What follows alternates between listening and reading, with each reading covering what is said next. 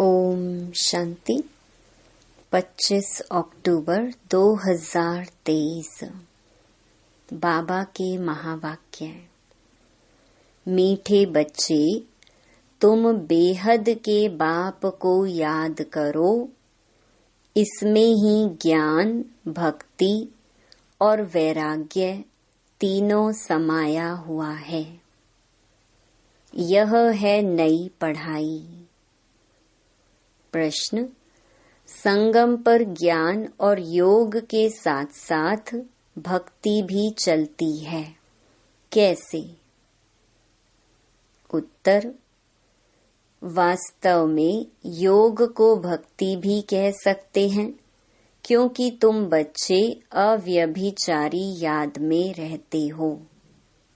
तुम्हारी यह याद ज्ञान सहित है, इसीलिए इसे योग कहा गया है। द्वापर से सिर्फ भक्ति होती, ज्ञान नहीं होता, इसीलिए उस भक्ति को योग नहीं कहा जाता। उसमें कोई एम ऑब्जेक्ट नहीं है। अभी तुम्हें ज्ञान भी मिलता, योग भी करते, फिर तुम्हारा बेहद की सृष्टि से वैराग्य भी है। गीत: किसी ने अपना बना के मुझको। ओम शांति। बेहद का बाप समझाते हैं, शास्त्रों की पढ़ाई वह कोई पढ़ाई नहीं है, क्योंकि शास्त्रों की पढ़ाई में कोई एम ऑब्जेक्ट नहीं है। शास्त्रों से कोई दुनिया का पता नहीं पड़ता है। अमेरिका कहाँ है, किसने ढूंढी, ये बातें शास्त्रों में नहीं हैं। कहते हैं फलाने ने ढूंढी। दूसरे इलाके ढूंढते हैं अपने रहने लिए। देखा मनुष्य बहुत हो गए हैं, रहने लिए जमीन तो चाहिए ना। अब ये सब बातें पढ़ाई की हैं। इसको एजुकेशन कहा जाता है। तुम्हारा भी यह एजुकेशन है। इसको आश्रम कहें अथवा इंस्टीट्यूशन कहें व यूनिवर्सिटी कहें, इसमें सब आ जाता है।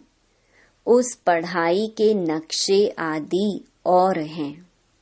शास्त्रों से रोशनी नहीं मिलती, पढ़ाई से रोशनी मिलती है। तुम्हारी भी पढ़ाई है। वैकुंठ किसको कहा जाता है? यह ना उस पढ़ाई में है, ना शास्त्रों की पढ़ाई में है। यह नॉलेज ही नई है, जो एक बाप ही बतलाते हैं। मनुष्य तो कह देते स्वर्ग नरक सब यहाँ ही हैं। बाप ही समझाते हैं स्वर्ग नरक किसको कहा जाता है। यह बातें ना शास्त्रों में हैं, ना उस एजुकेशन में हैं। तो नई बातें होने कारण मनुष्य मूंझते हैं। कहते हैं ऐसा ज्ञान तो कभी सुना नहीं। यह तो नई वंडरफुल बातें हैं, जो कभी कोई ने नहीं सुनाई हैं भी बरोबर नई बातें। ना उस एजुकेशन वाले सुना सकते, ना सन्यासी आदि सुना सकते। इसलिए परम पिता परमात्मा को ही ज्ञान का सागर कहा जाता है। बेहद की हिस्ट्री, ज्योग्राफी भी समझाते हैं। ज्ञान से स्वर्ग और नरक का विस्तार भी सुनाते हैं। यह नई बातें हैं ना। इस पढ़ाई में सब कुछ है। ज्ञान भी है, योग भी है, पढ़ाई भी है, भक्ति भी है।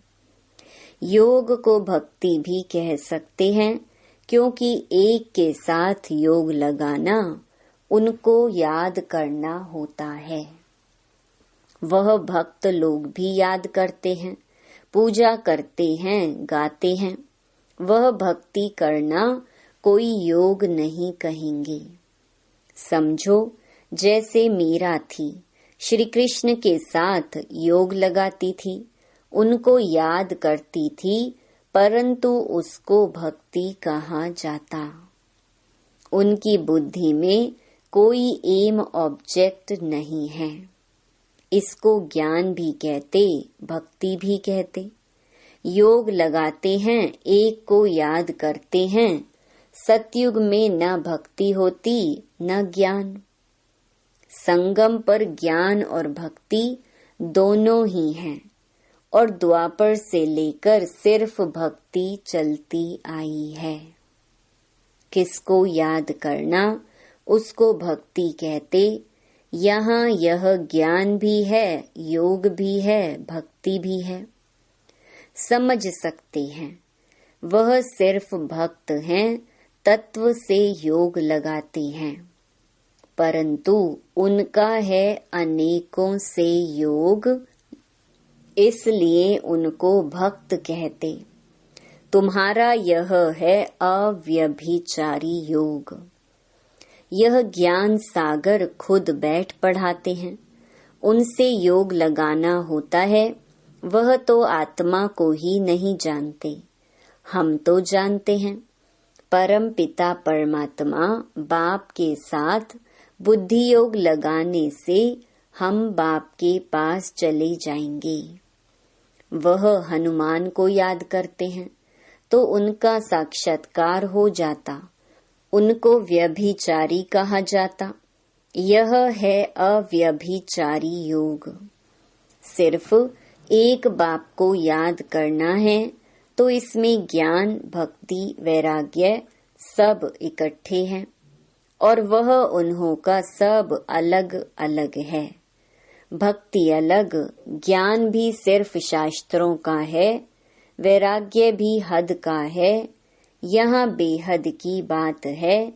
हम बेहद के बाप को जानते हैं, इसलिए उनको याद करते हैं। वह भल शिव को याद करते, परंतु विकर्म विनाश नहीं होंगे, क्योंकि वह ऑक्यूपेशन को नहीं जानते। विकर्म विनाश होने का ज्ञान ही नहीं। यहाँ तो बाप की याद से विकर्म विनाश होते हैं। वहाँ काशी कलवट खाते हैं तो उनके विकर्म विनाश होते हैं, भोगना भोगनी पड़ती है। परंतु ऐसे नहीं कि तुम्हारे मुहाफिक आहिस्ते आहिस्ते कर्मातीत बनते हैं। नहीं, उनके विकर्म सजाएं खाते खाते खत्म होते हैं, माफ नहीं हो जाते हैं।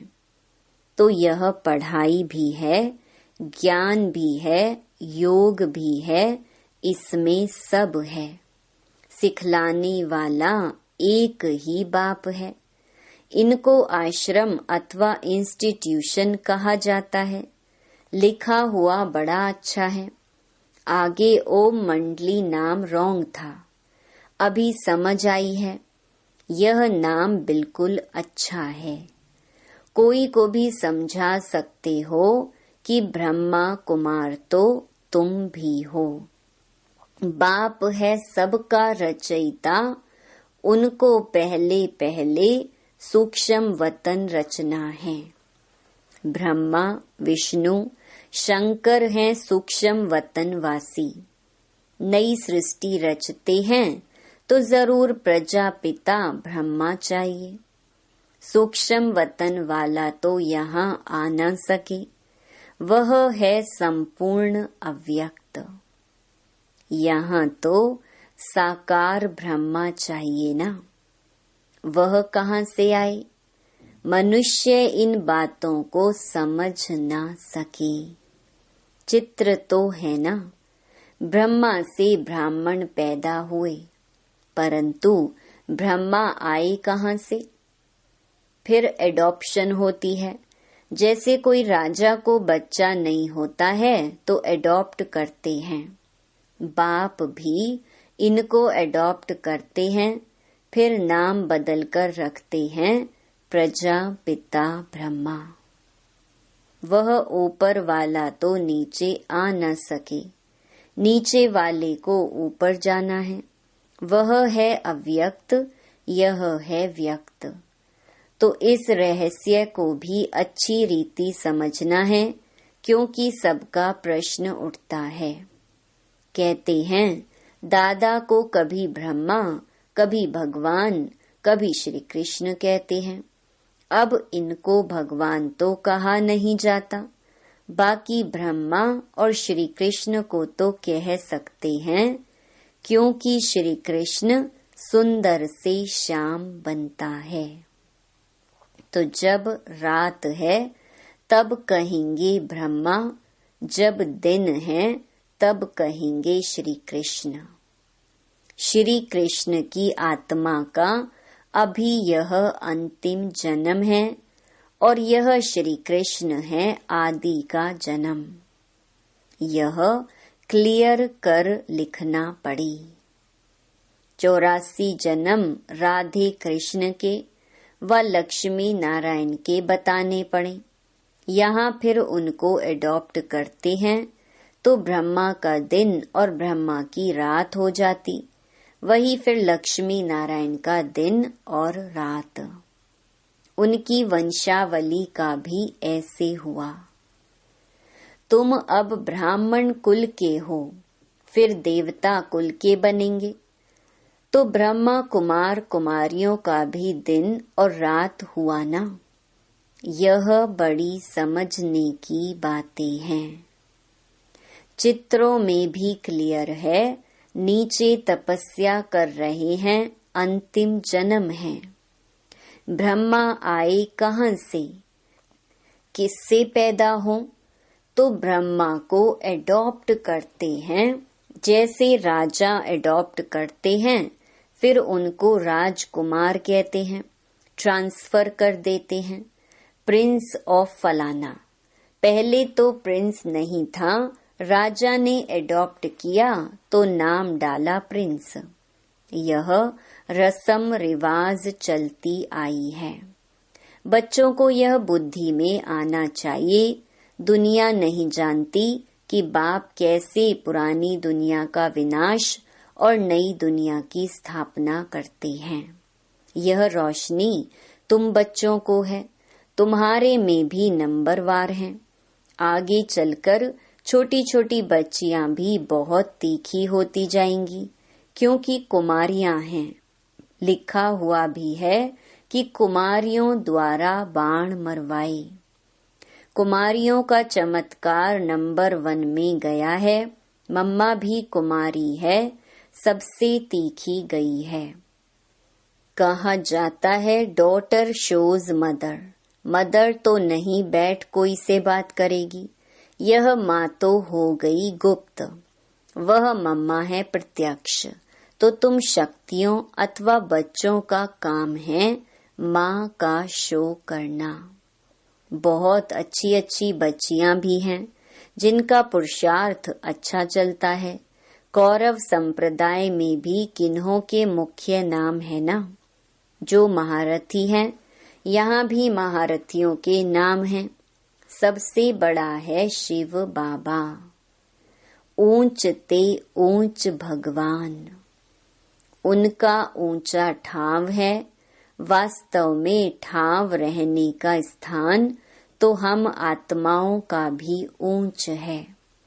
मनुष्य तो सिर्फ महिमा करते रहते, जानते कुछ भी नहीं।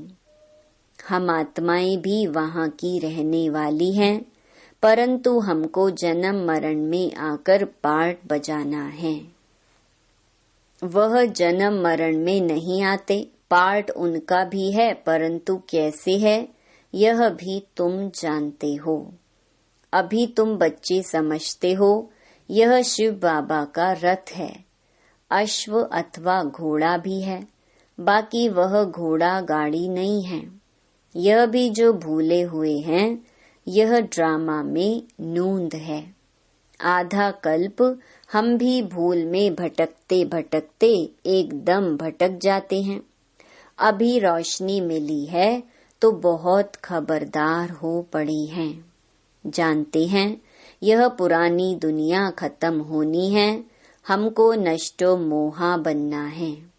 कमल फूल समान गृहस्थ व्यवहार में रहते नष्टो मोहा बनने का पुरुषार्थ करना है।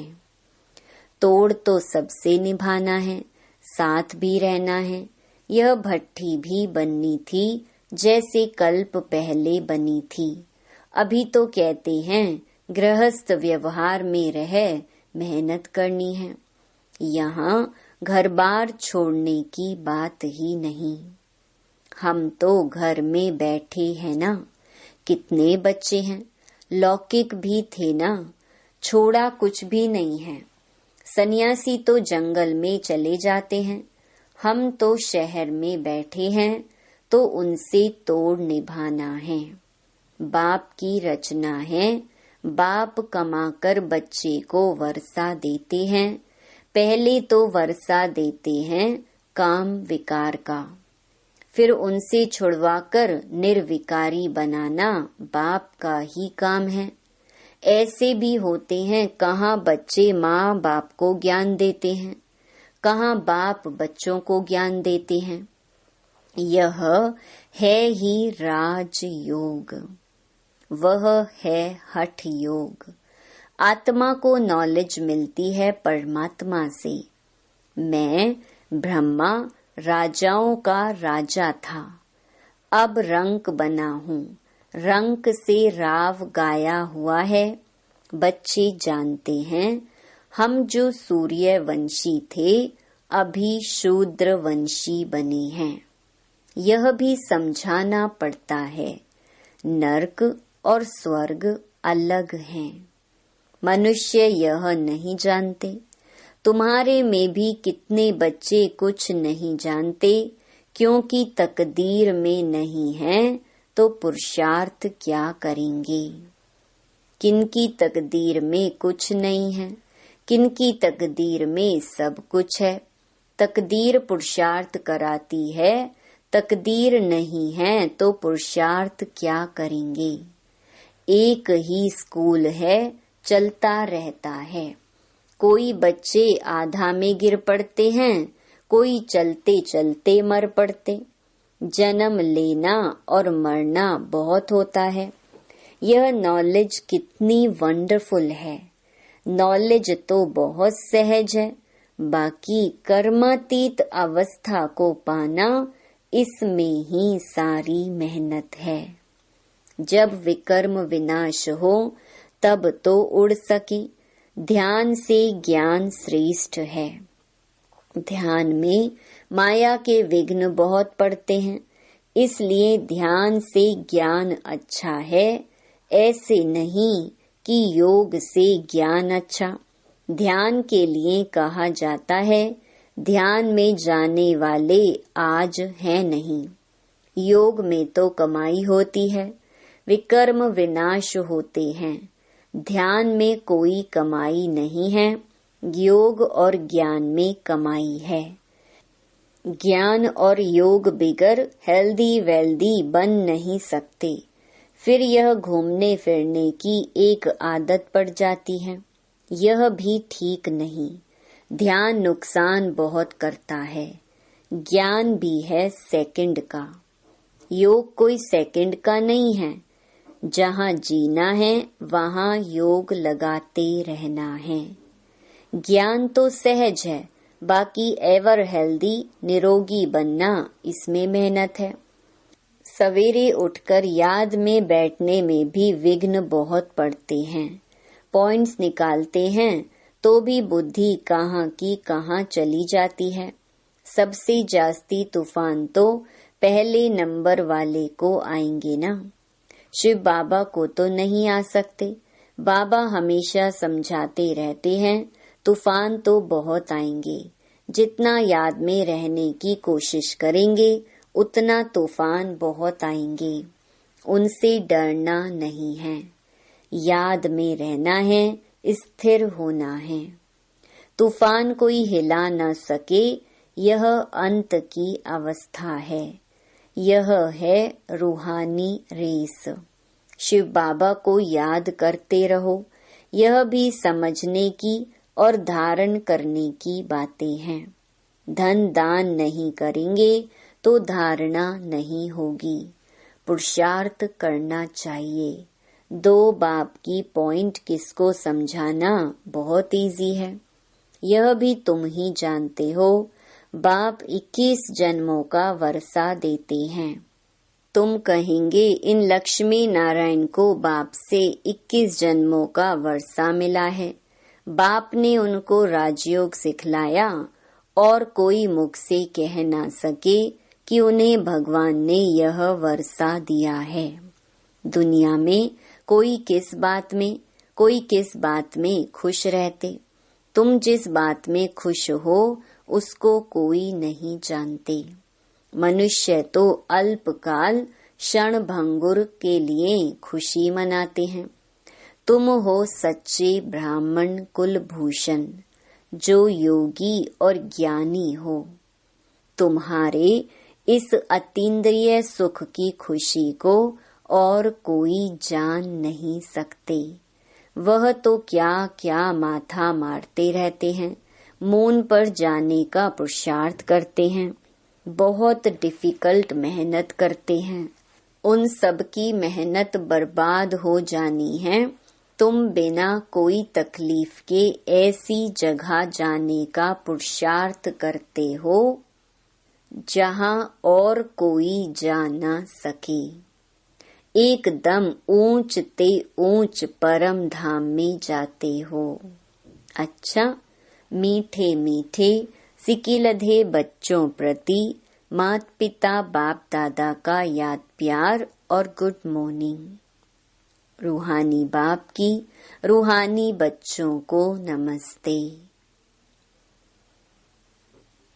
धारणा के लिए मुख्य सार। पहला, गृहस्थ व्यवहार में रहते नष्टो मोहा भी बनना है, साथ साथ सबसे तोड़ निभाते कमल फूल समान रहना है। दूसरा, धारणा करने के लिए ज्ञान धन का दान जरूर करना है। ज्ञान और योग से अपनी कमाई जमा करनी है, बाकी ध्यान दीदार की आश नहीं रखनी है। वरदान, संतुष्टता के सर्टिफिकेट द्वारा भविष्य राज्य भाग्य का तख्त प्राप्त करने वाले संतुष्ट मूर्ति भवा। संतुष्ट रहना है और सर्व को संतुष्ट करना है। यह स्लोगन सदा आपके मस्तक रूपी बोर्ड पर लिखा हुआ हो, क्योंकि इसी सर्टिफिकेट वाले भविष्य में राज्य भाग्य का सर्टिफिकेट लेंगे। तो रोज अमृत वेले इस स्लोगन को स्मृति में लाओ। जैसे बोर्ड पर स्लोगन लिखते हो, ऐसे सदा अपने मस्तक के बोर्ड पर यह स्लोगन दौड़ाओ तो सभी संतुष्ट मूर्तियां हो जाएंगे। जो संतुष्ट हैं वह सदा प्रसन्न है। स्लोगन, आपस में स्नेह और संतुष्टता संपन्न व्यवहार करने वाले ही सफलता मूर्त बनते हैं। ओम शांति।